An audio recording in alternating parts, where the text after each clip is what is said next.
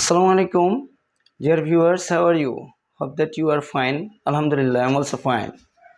Welcome to Natural English Grammar Class. আজ আমাদের grammar class number 12, assertive two interrogative part 6। এর আগে আমরা আরও 11টি ক্লাস করেছি। অ্যাসার্টিভ গ্রামারের মোট 11টি ক্লাস করেছি। এর মধ্যে অ্যাসার্টিভ টু ইন্টারোগেটিভের ছিল 5টি ক্লাস। আজকে আমরা 6 নাম্বার ক্লাস করব। অর্থাৎ অ্যাসার্টিভ থেকে কীভাবে ইন্টারোগেটিভে রূপান্তর করতে হয়। আমরা কিন্তু রুলসে এখনও ঢুকতে পারিনি। আমরা ইন্টারোগেটিভ সেন্টেন্সটা চেনার বা কীভাবে ইন্টারোগেটিভ এক্সাম্পল তৈরি করব সেটাই এখন আলোচনা করে যাচ্ছি। যারা আমাদের ধারাবাহিক ক্লাসগুলো দেখছো তাদেরকে স্বাগত জানাচ্ছি আমাদের এই ক্লাসে। নিশ্চয়ই তোমরা ভালো করবে ইনশাল্লাহ যদি আমাদের চ্যানেলের সাথে লেগে থাকো। তো নো মোর লেট, চলো আমরা আমাদের ক্লাসটা শুরু করে দিচ্ছি। আজকে making interrogative sentences with WH word. এর আগেও আমরা এটা লিখেছিলাম উইথ ডব্লিউএস ওয়ার্ড। আমরা ডব্লিউএস ওয়ার্ডগুলো কী কী সেগুলো লিখেছিলাম, তোমরা দেখেছ। তো আজকে আবার কয়েকটা ডব্লিউএস ওয়ার্ড লিখেছি, সেগুলো দিয়ে কীভাবে সেন্টেন্স তৈরি করব সেটা আমরা আজকের ক্লাসে শিখব। ডিয়ার ভিউয়ার্স, আমি এখানে গঠনটা আরেকবার লিখেছি। WS word, auxiliary verb, subject, other auxiliary verb যদি থাকে তাহলে এখানে দেব, না থাকলে সরাসরি প্রিন্সিপাল ভার্ব দেব, এরপরে এক্সট্রা কোয়েশ্চেন মার্ক দিয়ে দেব। তো আমি এখানে লিখেছি when. When auxiliary WH word হলো হোয়েন, অক্সিলিয়ারি ভার্ব দিলাম ডু। আমি তোমাদের আগে বলেছিলাম ডু এবং ডাজ যদি হয় তাহলে প্রেজেন্ট ইনডিফিনিট টেন্স, অর্থাৎ ডু ডাজ ডিড যেটাই থাকুক না কেন প্রিন্সিপাল ভার্বটার ভিতরে বেস ফর্ম হবে, ভার্ব ওয়ান হবে, এটা তোমাদের আমি বলেছিলাম।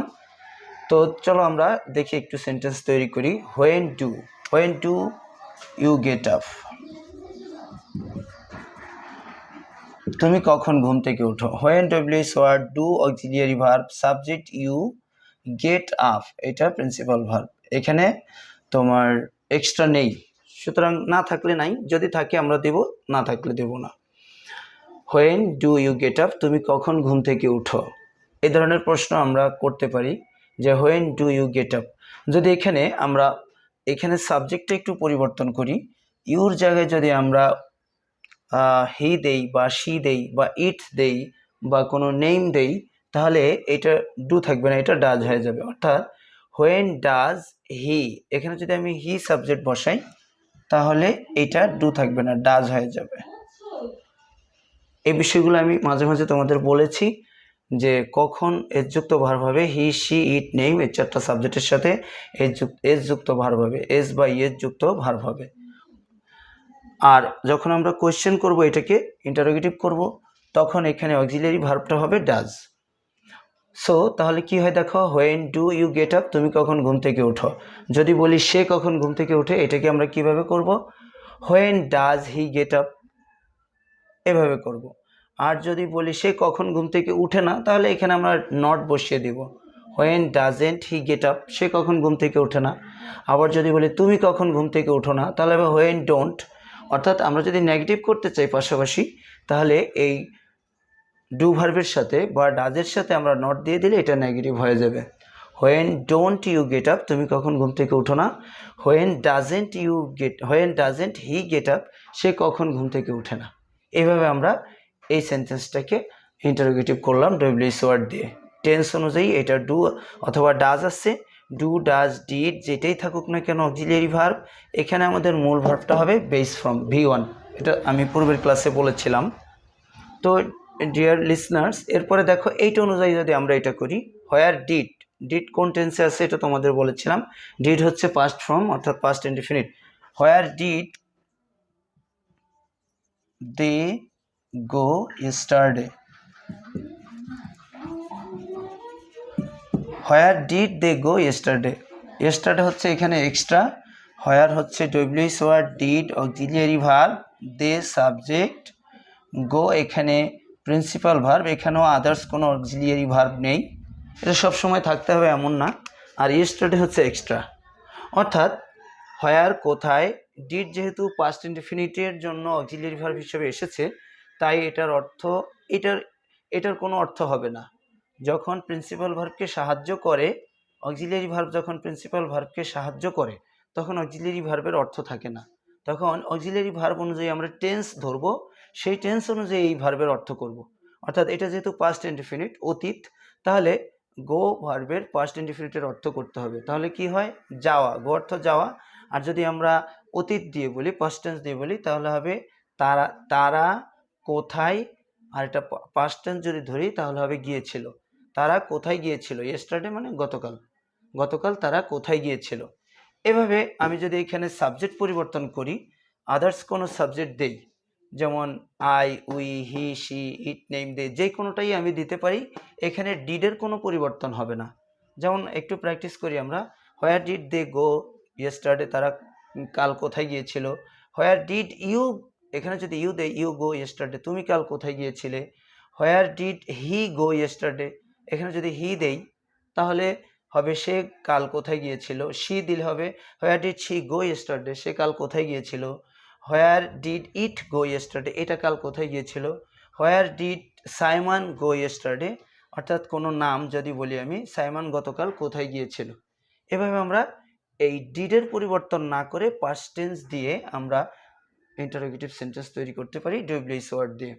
অর্থাৎ ডিড যদি থাকে তাহলে এখানে সাবজেক্ট যেটাই হোক না কেন, সাবজেক্ট যতই পরিবর্তন হোক, ডিডের কোনো পরিবর্তন হবে না, এই ভার্বেরও কোনো পরিবর্তন হবে না। এভাবে আমরা প্রশ্ন করতে পারি। তাহলে আমরা হোয়ার দিয়ে আর কি প্রশ্ন করতে পারি। যদি হোয়ার দিয়ে আমরা প্রেজেন্ট টেন্স দিয়ে প্রশ্ন করি, where do they go, where do they গো, তারা কোথায় যায়, এটা প্রেজেন্ট টেন্সের অর্থ হবে। হোয়ার ডাজ হি গো, তখন ডাজ হবে। যদি সাবজেক্ট পরিবর্তন হয়, হোয়ার ডাজ, এখানে যদি আমি হি দেই তাহলে হবে গো। হোয়ার ডাজ হি গো, সে কোথায় যায়, তখন এটা থাকবে না। হোয়ার ডু ইউ গো, তুমি কোথায় যাও, তোমরা কোথায় যাও। হোয়ার ডু উই গো, আমরা কোথায় যাই। হোয়ার ডু আই গো, আমি কোথায় যাই। এভাবে আমরা প্রশ্ন করতে পারি। ওকে, হোয়াই, এরপরেরটা আমরা দেখি। এটা তাহলে বুঝতে পেরেছো আশা করি। এরপর হচ্ছে হোয়াই। হোয়াই হচ্ছে হোয়ারটা স্থানবাচক, এটা একটু মনে রাখতে হবে। হোয়েন হচ্ছে সময়বাচক, অর্থাৎ হোয়েন দিয়ে যদি আমরা প্রশ্ন করি তাহলে আমরা সময় জানতে চাচ্ছি, ওইটার আনসারের সময় আসবে, হয়তো সকালে, বিকালে, দুপুরে, রাতে, কাল, পরশু, অথবা টাইম 1টা, 2টা, 5টা, 10টা, এরকম টাইম হবে। অথবা জানুয়ারি, ফেব্রুয়ারি, এরকম হতে পারে, বছরের নাম হতে পারে। হোয়েন দিয়ে প্রশ্ন করলে এই সময়গুলো আনসারে আসবে।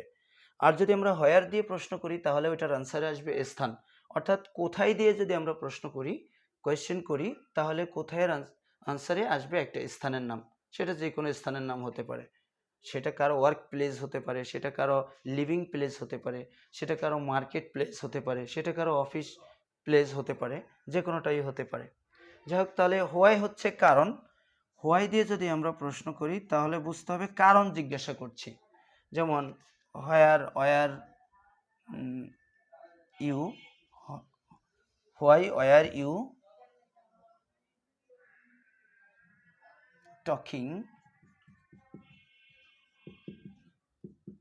In the classroom. হোয়াই মানে কেন, কারণ, হোয়াই হচ্ছে কারণ জিজ্ঞাসা করা, অর্থাৎ were you talking in the classroom, তুমি ক্লাসে কথা বলতেছিলে, এটা প্রেজেন্ট কন্টিনিউয়াস। ওয়াজ ওয়ারের পরে যদি আইনজিযুক্ত ভার্ব হয় তাহলে আমরা জানি এটা প্রেজেন্ট কন্টিনিউয়াস হয়। টেন্স ক্লাসে আমরা এটা ভালোভাবে ক্লিয়ার করবো ইনশাল্লাহ। তোমাদের জন্য সামনে টেন্স ক্লাস অপেক্ষা করছে, সেই ক্লাসে তোমরা টেন্সের বিস্তারিত বর্ণনা জানতে পারবে অনেক ভালো করে।